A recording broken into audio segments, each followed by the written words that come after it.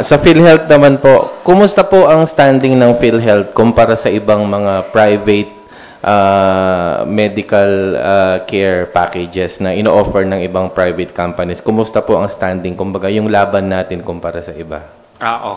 Emil, ano? Actually, iba ang sinasabi nating private sa PhilHealth, ano? Kasi ang yung PhilHealth, ang sinusulong nito social health insurance, no? So kaiba ito dun sa mga pakete or benefits na binibigay ng mga HMOs natin. Kaya dito nga ang gusto naming i-emphasize, at ito yung usual na tanong nila, kinukumpara kami pilit dito sa mga HMOs, ano? Hindi ko nababanggitin. Pero ibang-iba po ito.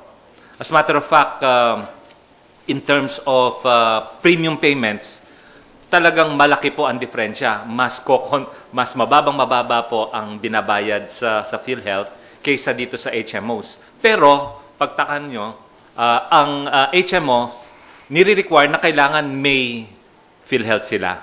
Dahil kami po ang unang nagbabayad.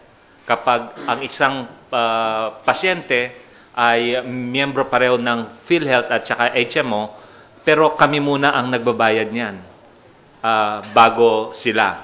At of course, kung makikita nyo rin, alamin nyo rin, yung HMO, liban dun sa mas mataas ang bayad sa kanila, sa premium, ang nagbabayad lang, siya lang ang pwedeng makakuha ng benefits.